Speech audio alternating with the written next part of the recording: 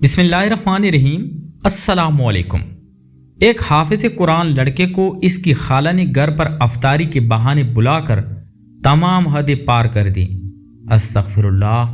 شام کے وقت جیسے میں گھر داخل ہوا تو امی کہنے لگی کہ تمہیں میں کب سے کال کر رہی ہوں، تم نے میرا فون کیوں نہیں اٹھایا؟ جب میں نے موبائل دیکھا تو امی کی بہت ساری کالیں لگی ہوئی تھی۔ میں امی سے معذرت کرنے لگا تو وہ کہنے لگی کہ تمہاری خالہ کلثوم تمہیں بلا رہی ہے، ان کا کہنا ہے کہ تم آج افطاری ان کے گھر میں ہی کرو گے۔ یہ بات سن کر ہی میں بہت زیادہ گھبرا گیا تھا۔ کلثوم خالہ کا رویہ میری سمجھ سے باہر تھا۔ مجھے ان کی نظروں سے خوف آتا تھا۔ وہ جب بہانے سے مجھے چھونے کی کوشش کرتی تھی تو اس سب سے مجھے بہت الجھن ہوتی تھی۔ امی کو میں نے یہ بات کہہ کر ٹالنے کی کوشش کی کہ آج میری طبیعت ٹھیک نہیں ہے، آج وہاں پر نہیں جا سکتا۔ امی کو یہ سن کر غصہ آ گیا اور وہ کہنے لگی کہ اس نے تمہیں لازمی بلایا ہے، اس کا کہنا ہے کہ گھر میں ختم شریف ہے اور تم حافظ قرآن ہو، تم ہی ختم کرواؤ گے، اب جلدی سے جاؤ، وہ تمہارا انتظار کر رہی ہے۔ اس وقت گھر پر ابو بھی نہیں تھے جن کو میں ساتھ لے کر جاتا، اور چھوٹے بھائی نے میرے ساتھ چلنے سے انکار کر دیا تھا۔ نہ جانے کیوں میری چھٹی حص بار بار مجھے یہ کہہ رہی تھی کہ میرا وہاں پر جانا کسی طرح سے بھی مناسب نہیں ہے، مگر میں یہ بات امی کو نہیں سمجھا سکتا تھا۔ اگر وہاں پر نہیں جاتا تو وہ امی کو کال کر کے یہ بات بتا دیتی، اور امی کی خفگی کا خیال کر کے ہی میں وہاں پر جانے کے لیے تیار ہو گیا تھا، مگر نہ جانے کیوں میرا دل اندر سے کانپ رہا تھا۔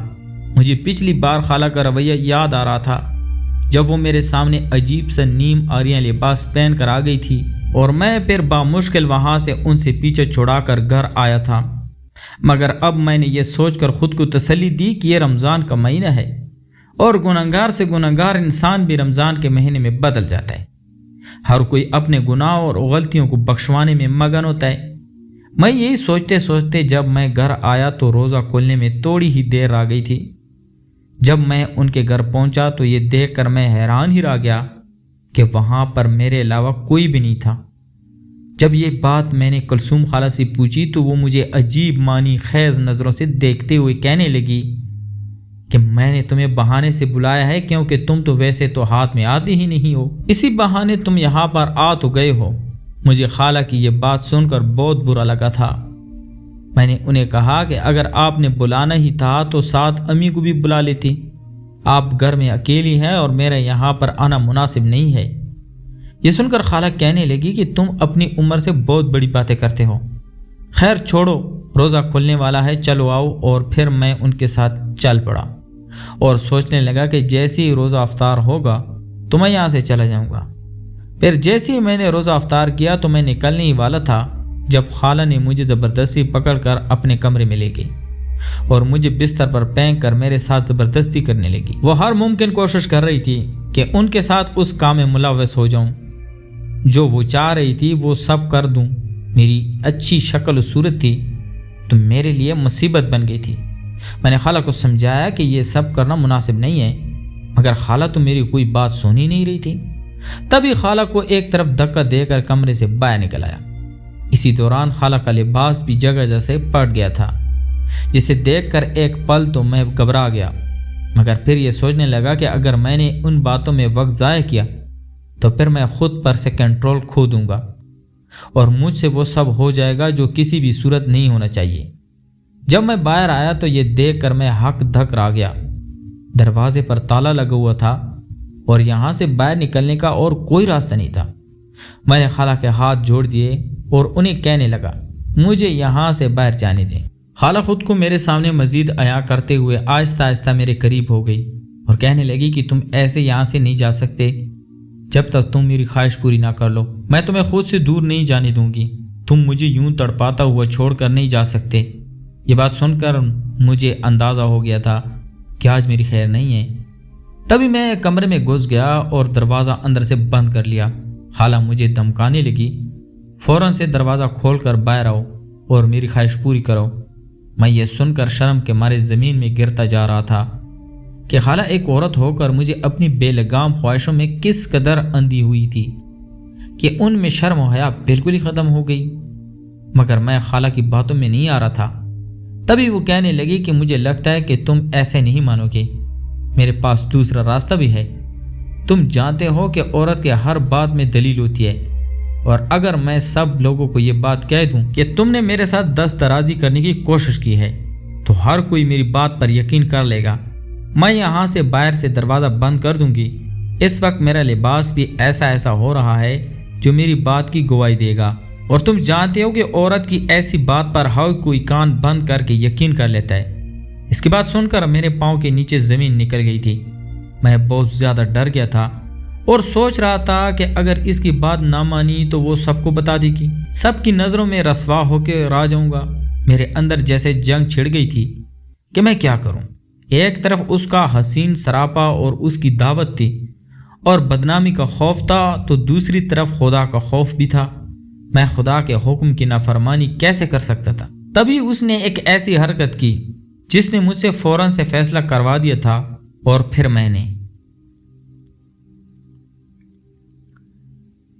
میں چھوٹا سا تھا جب ہمارے گھر میں کلثوم خالہ کا آنا جانا تھا۔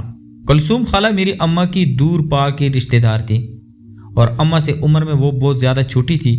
وہ دیکھنے میں بہت خوبصورت اور گوری چٹی سی تھی۔ بچپن میں مجھے کلثوم خالہ بہت اچھی لگتی تھی، اور جب وہ ہمارے گھر میں آتی تو میں فوراً سے ان کی گود میں بیٹھ جایا کرتا تھا۔ وہ بھی مجھ سے بہت پیار کرتی تھی، میرے لیے ٹافیاں اور چاکلیٹ لے کر آتی تھی۔ یہی وجہ تھی کہ مجھے کلثوم خالہ کا انتظار رہنے لگا تھا۔ کلثوم خالہ کی شادی کو کئی سال گزر گئے تھے، ان کی اولاد نہیں تھی، اور اب تو میں بھی 10ویں کلاس میں پہنچ گیا تھا۔ ان کے شوہر بھی بیرونی ملک چلے گئے تھے، اور وہاں پر انہوں نے دوسری شادی کر لی تھی۔ سنا تھا کہ ان کی دوسری بیوی سے اولاد تھی۔ یہ بات کلثوم خالہ کو بہت زیادہ رلاتی تھی، اور وہ امی کے پاس آ کر اپنے دکڑے روتی تو امی انہیں تسلی دیتی کہ سب ٹھیک ہو جائے گا۔ رفتہ رفتہ کلثوم خالہ میری امی کے قریب ہونے لگی تھی، اور ان دونوں میں بہت زیادہ دوستی تھی۔ اس دن میں کالج سے گھر واپس آیا تھا جب کلثوم خالہ گھر میں موجود تھی۔ میں ان کی جب میں بے دڑک امی کے کمرے میں داخل ہوا تو سامنے ہی کلثوم خالہ بے ترتیب حالت میں بستر پر دراز تھی۔ میں انہیں دیکھ کر سٹ پٹا گیا اور الٹے قدموں واپس مڑ گیا تھا۔ اس کے بعد کلثوم خالہ مجھے دیکھ کر معنی خیز نظروں سے مسکرانے لگی۔ مجھے ان کی نظر، ان کے ہنسنے کا انداز بہت عجیب لگتا تھا، مگر میں انہیں اس بات پر ٹوک نہیں سکتا تھا، اور امی کو بھی میں اس بارے میں کچھ نہیں کہہ سکتا تھا، کیونکہ وہ کلثوم خالہ کے بارے میں کوئی بھی بات سننے پر تیار ہی نہیں ہوتی تھی۔ کلثوم خالہ ان کے نزدیک مظلوم ہستی تھی، جن کے شوہر نے انہیں چھوڑ کر دوسری شادی کر لی تھی، اور انہیں سوکن کا غم دیا تھا، اور ان کے دل میں تو خالہ کی محبت کا سمندر ٹاٹے مار رہا تھا۔ کئی بار کلثوم خالہ شام کو لیٹ کر گھر واپس آ جاتی اور جاتے ہوئے مجھے اپنے ساتھ لے کر جاتی تھی۔ میرے ابو ایک آفس میں کام کرتے تھے، اور وہ رات گئے تک گھر واپس آتے تھے، اس لیے گھر پر ہی باہر کے کام کیا کرتا تھا۔ اس دن جب میں کلثوم خالہ کے گھر میں چھوڑنے کے لیے گیا تو وہ مجھے کہنے لگی کہ چلو آج میں تمہیں اپنے ہاتھ کی چائے پلاتی ہوں، اور میں نہ چاہتے ہوئے بھی ان کے گھر میں داخل ہو گیا تھا۔ میں چائے کا انتظار کر رہا تھا جب وہ میرے سامنے ایسی حالت میں آ گئی جس کو دیکھ کر میری آنکھیں پھٹی کی پٹی رہ گئی، اور میں شرم کے مارے نظر اٹھا کر انہیں دیکھ نہیں پا رہا تھا، اور وہ مجھے دیکھ کر ہنسنے لگی۔ پھر میرے انتہائی قریب آ کر کہنے لگی کہ آج مجھے تم خوش کرو تو تم جو چاہو گے میں تمہیں دوں گی۔ انہوں نے اپنا ہاتھ میرے چہرے پر رکھ دیا تھا۔ میرے دل کی دھڑکنیں بے ترتیب ہو رہی تھی۔ میرا دل چاہ رہا تھا کہ میں انہیں اپنے باہوں میں بھر لوں اور ان کی خواہش مٹانے کے ساتھ ساتھ اپنی پیاس بھی بجھا لوں۔ شیطان مجھے مسلسل اس چیز کے لیے بہکا رہا تھا۔ میں نے مشکل سے اپنے اندر کی آواز کو روکا اور پھر تیز قدموں سے وہاں سے نکل کر اپنے گھر واپس آ گیا تھا۔ گھر آنے کے بعد بھی میرا سانس دھونکنی کی مانند چل رہا تھا۔ بار بار کلثوم خالہ کا سراپا میری آنکھوں کے سامنے آ رہا تھا، اور جسے میں چاہ کر بھی بلا نہیں پا رہا تھا۔ اب میں نے کلثوم خالہ کے گھر میں جانا چھوڑ دیا تھا۔ جب بھی وہ میرے گھر میں موجود ہوتی تو میں اس جگہ پر بہت کم جاتا تھا، اور پھر کچھ دنوں کے بعد کلثوم خالہ نے پھر سے مجھے ساتھ لینے کے لیے کہا تو میں پریشان ہو گیا، اور جب اپنے چھوٹے بھائی کو ساتھ چلنے کو کہا تو امی مجھے ڈانٹتے ہوئی کہنے لگی کہ اس کا کل پیپر ہے اور تم تو اتنے بڑے ہو گئے ہو، کیا تمہیں اکیلے جاتے ہوئے ڈر لگتا ہے؟ جلدی سے جاؤ، خالہ کو چھوڑ کے آؤ اور مجھے پھر بازار سے کچھ سامان لا کر دینا۔ آج پھر سے کلثوم خالہ نے مجھے زبردستی اندر کھینچ لیا تھا، اور آج تو انہوں نے مجھے بستر پر گرا کر میرے ساتھ زبردستی کرنے کی کوشش کی تھی۔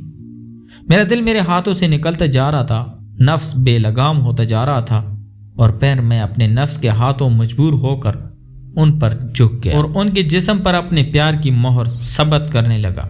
جب میرے دل میں یہ آیت گونجی کہ برائی اور فحش کاموں کے قریب بھی نہ جاؤ، میں نے فوراً سے خود کو ان سے علیحدہ کیا، اپنے کپڑے درست کیے اور وہاں سے نکل آیا تھا۔ میں جان گیا تھا کہ کلثوم خالہ کی نیت مجھ پر خراب تھی اور وہ میرے ساتھ غلط کاری کرنا چاہتی تھی، مگر میں ان سب کے لیے کسی طرح سے بھی تیار نہیں تھا، کیونکہ میں حافظ قرآن تھا اور مجھے ان باتوں سے بہت زیادہ نفرت تھی۔ میں نے آج تک ابھی کسی لڑکی کی طرف آنکھ اٹھا کر بھی نہیں دیکھا تھا، مگر کلثوم خالہ کیوں مجھے جیسے پتھر کو پگھلانے کی ہر ممکن کوشش کر رہی تھی۔ میں امی کو بھی چاہ کر اس بارے میں نہیں بتا سکتا تھا، اور جب میں اس کے کمرے میں بند تھا اس نے دروازے کو باہر سے کنڈی لگا دی تھی اور اب وہ دروازہ کھول کر شور مچانے لگی تھی، لوگوں کو اکٹھا کرنے لگی تھی۔ تبھی میں نے زور زور سے دروازہ بجانا شروع کر دیا اور اسے کہنے لگا کہ دروازہ کھولو، جو تم کہو گی میں وہ کرنے کے لیے تیار ہوں۔ اس کے بعد وہ خاموشی چھا گئی تھی اور وہ دروازہ بند کر کے میرے پاس واپس پلٹ آئی اور دروازہ کھول کر میرے سامنے کھڑی فاتحانہ نظروں سے مجھے دیکھتے ہوئے کہنے لگی کہ آخر تم نے میری بات مان ہی لی، تمہارے پاس اس کے علاوہ کوئی راستہ جو نہیں تھا۔ اور پھر وہ مجھے لے کر اپنے کمرے میں آ گئی تھی۔ تب میں خود پر کنٹرول کھو بیٹھا تھا اور جو وہ کہتی تھی میں وہ کرتا گیا۔ اس کی خواہش تو جیسے بجھنے کا نام ہی نہیں لے رہی تھی، وہ تو جیسے صدیوں کی کسی مرد کی پیار کی پیاسی تھی۔ میں زندگی میں پہلی بار کسی عورت ذات کو اس حالت میں دیکھا تھا، کسی عورت کو چھوا میرے لیے میں اپنے جذبات کو سمجھنا سنبھالنا بہت مشکل ہو رہا تھا۔ اور کافی دیر کے بعد ہم دونوں اس گناہ کے کھیل میں مشغول رہے اور امی کی کال خالہ کے نمبر پر آنے لگی تو خالہ نے امی کو کہا کہ مجھے بازار سے کچھ سامان منگوانا تھا، اس لیے میں نے شامیر کو بازار میں بھجوا دیا ہے، فکر مت کرو، جیسے وہ گھر آئے تو میں اسے بھیج دوں گی۔ اور یہ کہہ کر خالہ نے فون بند کر کے مجھے پھر سے اپنے اوپر کھینچ لیا تھا۔ اور کافی دیر کے بعد جب میں گھر واپس آیا تو میرے جذبات بدل گئے تھے، میری آنکھوں میں خمار اتر آیا تھا اور میرے دل میں بھی ایک عجیب سا احساس ندامت تھا جسے میں کورچ کر پھینکنے میں کامیاب ہو گیا تھا۔ امی نے میری حالت دیکھی تو چونکی اور وہ سمجھ گئی کہ میرے شخصیت نے کوئی بدلاؤ آ چکا ہے، مگر میں نے امی کو کچھ بھی محسوس نہیں ہونے دیا تھا۔ اب اکثر ہی میں کلثوم خالہ کے گھر جاتا تھا اور کبھی کبھار وہ خود ہی مجھے اپنے ساتھ گھر میں لے جایا کرتی تھی۔ ہم دونوں کامیابی سے ایک کھیل کھیل رہے تھے اور اب میرے لیے بھی ان کے بغیر رہنا بہت مشکل ہو گیا تھا، اور اب تو میرے جذبات میرے قابو میں ہی نہیں رہے تھے۔ میں جب تک روزانہ ان سے ملاقات نہ کر لیتا مجھے چین نہیں پڑتا تھا۔ میں آہستہ آہستہ نماز روزے سے دور ہوتا گیا اور اب تو میں قرآن پاک کی تلاوت کرنا بھی جیسے بھول چکا تھا۔ امی میری اس عادت سے حیران و پریشان تھی، کیونکہ میں بچپن سے ہی نماز پنجگانہ کا عادی تھا اور بچپن سے ہی میں خدا کے بہت قریب تھا، اور اب تو کتنے دن گزر جاتے تھے میں مسجد کا رخ تک نہیں کرتا تھا۔ اس سب سے امی بہت پریشان تھی اور وہ اس بات کی کھوج میں رہنے لگی تھی کہ آخر میرے اتنے بدلاؤ کی وجہ کیا ہے۔ اس دن دوپہر کا وقت تھا، امی اپنے کمرے میں سو رہی تھی۔ جب میں گھر آیا تو کلثوم خالہ میرے گھر میں آئی ہوئی تھی اور اس وقت وہ میرے کمرے میں ہی موجود تھی۔ ان کی میری طرف کمر تھی اور وہ میری کتاب اٹھا کر پڑھ رہی تھی۔ تبھی میں نے چپکے سے ان کے پیچھے سے پکڑ لیا اور انہیں اپنی باہوں کی گرفت میں لے لیا، اور وہ میری اس حرکت پر کھلکھلا کر ہنس پڑی تھی۔ انہیں ہمیشہ میرا چھونا، میرا پیار کرنا بہت اچھا لگتا تھا، اور پھر میں یہ چیز بھول ہی گیا کہ میں اس وقت اپنے کمرے میں موجود ہوں اور اس وقت کمرے کا دروازہ بھی کھلا ہے، کوئی بھی کمرے میں آ سکتا ہے۔ کلثوم خالہ بھی میرے لمس سے جیسے مدہوش ہوئی جا رہی تھی۔ اس سے پہلے کہ ہم دونوں بالکل ہی ایک دوسرے میں گم ہو جاتے، تبھی مجھے محسوس ہوا جیسے کوئی میرے کمرے میں داخل ہوا ہے۔ جب میں نے پلٹ کر دیکھا تو وہاں پر امی کھڑی تھی، وہ پٹی پٹی آنکھوں سے ہم دونوں کو دیکھ رہی تھی۔ امی کو دیکھ کر ہم دونوں ہی سنبھل گئے۔ میں اپنی جگہ سے اٹھ کھڑا ہوا اور امی سے کہنے لگا کہ مجھے سر میں درد ہو رہا تھا اور میں کلثوم خالہ کو کہہ رہا تھا کہ میرے سر میں تیل کی مالش کر دیں۔ کلثوم خالہ بھی ہڑبڑا گئی تھی، وہ اپنے کپڑے درست کرتے ہوئے بولی کہ میں اس کا سر دبا رہی تھی، اور تھوڑی دیر کے بعد کلثوم خالہ اپنے گھر چلی گئی تھی، مگر امی گم سم رہنے لگی تھی۔ جب بھی میں امی کو دیکھتا تو وہ کسی سوچ میں گم ہوتی تھی۔ میں خدا کا شکر ادا کر رہا تھا کہ اس وقت میں کوئی ایسا ویسا کچھ بھی نہیں کر رہا تھا، ورنہ امی کو سنبھالنا ان کی اس بات کے لیے قائل کرنا بہت مشکل ہو جاتا۔ اب میں نے امی کو قائل تو کر لیا تھا، مگر مجھے نہ جانے کیوں ایسا لگنے لگا تھا کہ امی کو ہم دونوں پر شک ہو گیا تھا۔ وہ بھی معمول کی طرح ایک دن تھا، امی مجھے کہنے لگی کہ اپنی کلثوم خالہ کو لے آؤ، مجھے اس سے ضرور بات کرنی ہے۔ اور میں پھر کلثوم خالہ کی جب گھر میں گیا تو پھر سے ہم دونوں ایک دوسرے میں مگن ہو گئے تھے، اور کافی دیر کے بعد ہم دونوں جب گھر آئے تو امی ہم دونوں کو گہری نظر سے دیکھتے ہوئے کہنے لگی، آج آنے میں بہت دیر لگا دی۔ میں نے امی کو کہا کہ مجھے راستے میں دوست مل گیا تھا اور میں کلثوم خالہ کے گھر میں دیر سے پہنچا۔ امی کہنے لگی کہ میرے خاندان میں شادی ہے، میں اور اس کے ابو دونوں ہی شادی پر جا رہے ہیں، گھر میں بچے اکیلے ہوں گے، تو میں چاہ رہی تھی کہ تم اگر آج رات یہیں رک جاؤ، بچوں کو رات کو کھانا بنا دینا اور صبح کو انہیں ناشتہ بنا دینا۔ یہ بات سن کر کلثوم خالہ خوشی سے کھل اٹھی اور وہ کہنے لگی کہ ہاں ہاں کیوں نہیں۔ اسی طرح سے انہیں پوری رات انہیں میرے ساتھ بتانے کا موقع مل رہا تھا، اور میرے لیے بھی یہ سب خوشی کا باعث تھا، اور مجھ سے تو اپنی خوشی چھپائی ہی نہیں، چپ رہی تھی۔ امی غور سے میرے چہرے کو دیکھ رہی تھی، مگر مجھے کسی بات کا کوئی احساس نہیں تھا، اور ہم دونوں ایک دوسرے کو اشارہ کر کے ایک دوسرے کا حال دل بتانے میں مصروف تھے۔ شام کو ابو جلدی گھر آ گئے۔ آج ان کا چہرہ بھی ضرورت سے زیادہ سنجیدہ لگ رہا تھا۔ یوں تو وہ ہمیشہ لیے دیے رہنے والے انداز میں رہتے تھے، مگر آج وہ ضرورت سے زیادہ ہی سنجیدہ لگ رہے تھے۔ اور پھر شام سے پہلے ہی امی اور ابو دونوں تیار ہو کر گھر سے چلے گئے تھے، اور اس کے بعد میں خالہ کلثوم نے ہم لوگوں کو کھانا بنا کر دیا۔ دونوں چھوٹے بھائی کھانا کھانے کے بعد اپنے کمرے میں جا کر سو گئے تھے، مگر آج ہمارا ارادہ رات جگہ منانے کا تھا۔